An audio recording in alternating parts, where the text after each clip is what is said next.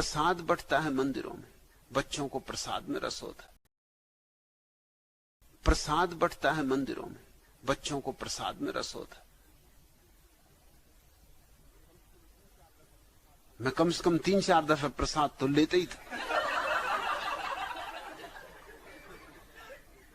कभी टोपी लगा के ले लूं, कभी टोपी निकाल के ले लूं। आखिर पुजारी मुझे पहचान गया, उसने कहा कि भैया तू क्यों मेहनत कर, कभी टोपी लगाता है, कभी टोपी निकालता है। पकड़ा ना होता उसने, मैं एक दिन मूछ लगा के पहुंच गया। उसने कहा हद हो गई, अब बंद कर, इस उम्र में इतनी बड़ी मूछ कहां से आ गई। उसने झटका दिया, मूछ निकल गई। मैंने कहा भाई मुझे सिर्फ 4 दफे प्रसाद चाहिए, अगर तुम वैसे ही देते हो तो मैं बंद कर दूं। और ऐसा नहीं कि मैं कोई एक ही मंदिर जाता था, गांव में सब तरह के मंदिर थे, मुझे क्या लेना देना। कृष्णाष्टमी आती तो मैं कृष्ण के मंदिर में जाता। उन दिनों 2 पैसे का अधेला चलता था, वो बिल्कुल रुपए के बराबर था। उसमें मैं चांदी का वर्क चढ़ा देता था तो वो रुपए जैसा मालूम पड़ता था। बिजली थी नहीं गांव में, सो दिए की रोशनी में और मंदिरों में इतने पैसे चढ़ते थे, रुपए चढ़ते थे कि ठीक मूर्ति के सामने लोग पैसे फेंकते जाते थे। मैं भी जाता और इतने जोर से फेंकता वो नकली रुपया कि सब पुजारियों को पता चल जाए कि हाँ फेंका। और फिर मैं कहता 8 आने वापस। मेरा रस तो उसमें था। जन्माष्टमी की मैं प्रतीक्षा करता था, क्योंकि मेरे गांव में कम से कम कृष्ण के 30 मंदिर थे। बस एक आधा घंटे में 15-20 रुपए झपट लाता था। और मुझे कुछ कभी नहीं लेना देना रहा। मुसलमानों के ताजिया उठते मैं हाजिर, बली साहब उठते तो मैं इतना भक्ति भाव दिखलाता कि मुझे धीरे धीरे बली साहब की रस्सी भी पकड़ने का मौका मिलने लगा था। और रस्सी का मौका मुझे इतना मिलने लगा, और उसका कारण था क्योंकि जिस बलि की भी मैं रस्सी पकड़ लेता उस पे ही चढ़ोतरी ज्यादा आती। लोग कहने लगे इस बच्चे में कुछ खूबी है, चमत्कारी। और चमत्कार को इतना था कि मैं एक लंबी सुई अपने साथ रखता था, सो बली साहब को गुलकता रहता। वो काफी उछल कूद मचाते, दूसरे बलियों को हरा देते, स्वभाव था। और जो जितना उछला कूदे लगता उतनी बड़े बली साहब आए, उनको चढ़ोतरी भी ज्यादा होती थी। मगर वो बली साहब जिसकी भी रस्सी में पकड़ता वही घबरा जाते। वो मुझसे कहने लगे भैया आधा चढ़ोतरी तू ले लेना,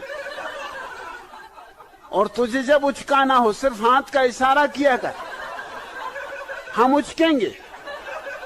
मगर ये सुई ने चुभाया था। उस वक्त हम कुछ कह भी नहीं सकते कि सुई चुभा रहा है ये लड़का, क्योंकि अगर सुई का पता चल रहा है तो तुम बली साहब कैसे।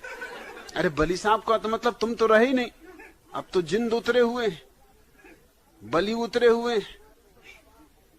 वो तुम्हारे ऊपर सवार है। तुम्हें कहां पता, अपना होश है तुम्हें तो फिर पता ही चल गया, तो फिर असलियत की बात ही नहीं, धोखा हो रहा।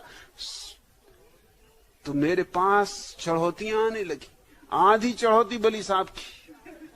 कहते बिल्कुल आधी तू ले, आधे से भी ज्यादा ले लेना, मगर देख सुई न चुभाना। रास्ते भर जान ले लेता है, कुंदा कुंदा के। जब भी कुंदाना हो तुझे लगे कि हाँ भाई पैसे वालों का मामला है और ज्यादा कुंदाई से फायदा होगा, हाथ का इशारा कर। मैंने अपने जीवन में कभी बाटियों से ऐसी सुगंध उठती है ये भी अनुभव नहीं किया। और जब उन्होंने बैंगन का भरता बनाया तो मैं आज भी याद कर सकता हूं, ठीक उसकी सुगंध भी याद कर सकता हूं। और जब उन्होंने मुझे समझाया बुझाया कि यहां कौन देखने वाला है और तुम्हारे घर हम में से कोई भी नहीं कहेगा, हम वचन देते हैं, हम कसम खाते, रात में कैसे सोओगे, दिन भर के भूखे हम समझ सकते हैं, हम भी भूखे। तो बाटियों की गंध, भरते की रंग, उनकी बातें, मैंने भी सोचा कि जब इतने लोग 18 साल से भोजन रात करके अभी तक नरक नहीं गए, तो मैं एक दफा कर लूंगा, इससे नरक जाऊंगा। तो ठीक है, फिर नरक ही ठीक है, कम से कम अपने संगी साथी तो रहेंगे। अगर इन सबको नरक ही जाना, यही मेरे दोस्त हैं, इनको छोड़कर स्वर्ग जाके भी क्या करूंगा।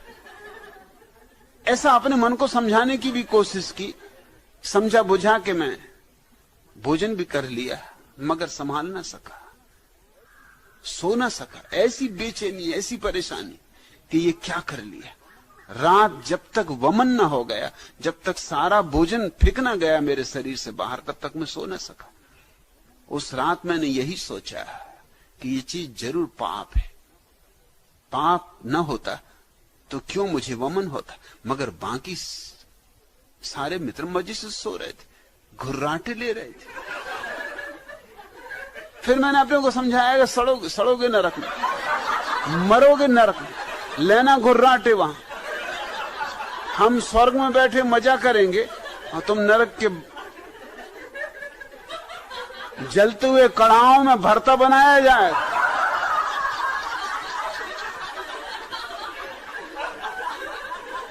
मगर ये मैं ही अपने को समझाता रहा, उनको तो पता भी नहीं चला, वो तो मजे से सो ही रहे। उस दिन तो मुझे यही लगा कि ये पाप के कारण ही उल्टी हो गई। मेरे गांव में एक कबीरपंथी महंत थे, स्वामी साहबदास जी। उनके व्याख्यानों में मुझे बहुत आनंद आता था। उनके व्याख्यान अद्भुत थे, ऐसे अंटसंट कि कहीं का ईंट कहीं का रोड़ा, भानुमति ने कुनबा जोड़ा। उनको देख के मुझे ये कहावत अचूक याद आती थी। उनसे कोई भी प्रश्न पूछ लो, और मैं उनसे ऐसे ऐसे प्रश्न पूछता था जिनमें अनिवार्य रूपेण उनको भानुमति का कुनबा जोड़ना पड़े। जैसे मैं उनसे पूछूंगा कि साहबदास जी ये समझाइए कि वेद में समाजवाद कहां है, और वो समझाना शुरू कर दें वेद में समाजवाद।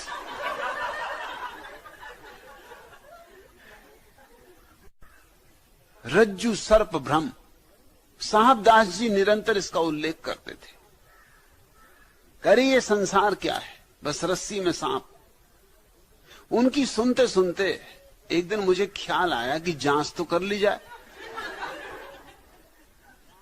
वो रोज रात 9, साढ़े 9 बजे प्रवचन देके मेरे मकान की बगल की गली से गुजरते थे। वहीं आगे चल के उनका आश्रम था। गली में अंधेरा रहता था, उन दिनों वहां कोई बिजली भी न थी। सो मैंने एक रस्सी बनाई, बाजार से एक सांप खरीद के लाया, कागज का। कागज के सांप के मुंह को रस्सी में जोड़ा, रस्सी में पतला धागा बांधा और एक खाट खड़ी करके उसके पीछे छिप के मैं बैठा रहा। जब साहबदास जी वहां से निकले तो मैंने धीरे से धागा खींचा। धागा तो दिख ही नहीं सकता था, अंधेरी रात, अंधेरा धागा, काला धागा, रस्सी सर की, सांप का मुंह हिला। साहबदास जी क्या भागे, गिर पड़े, पैर फिसल गया।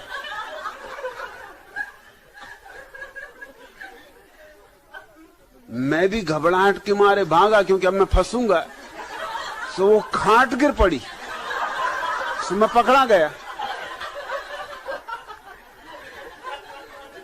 साहबदास जी ने मुझे रंगों हाथ पकड़ लिया, और उनको तो काफी चोट आई थी। कोई 6 सप्ताह तक पलस्तर बंधा रहा। वो पकड़ के मेरे पिता के पास मुझे ले गए और कहा कि अब हद हो गई, ये लड़का क्या जान लेगा मेरी।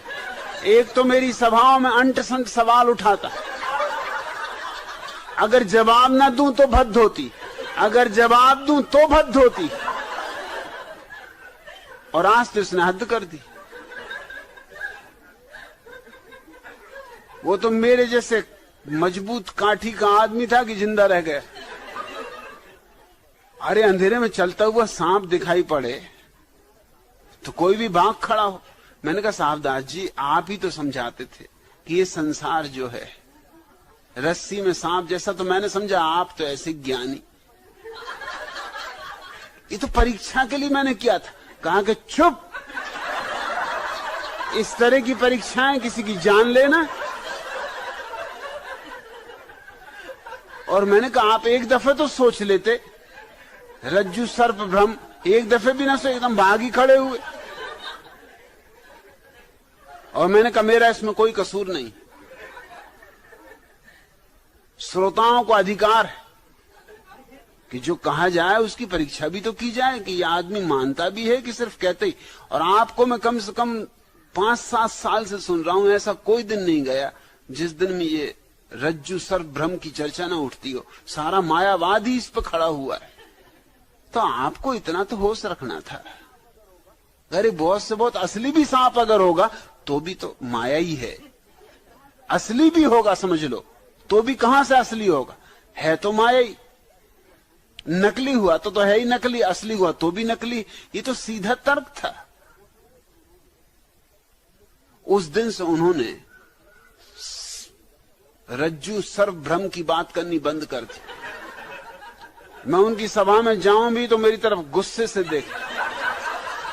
एक दो दफा मैंने पूछा भी कि साहबदास जी बहुत दिन से रज्जु सर्प की बात नहीं समझाई, कि तू चुप रह भैया, अब ऐसी बात समझा के क्या और हड्डी पसली तोड़वानी। और उस गली से भी उन्होंने निकलना बंद कर दिया। वो चक्कर लगा के काफी दूर से जाने लगे।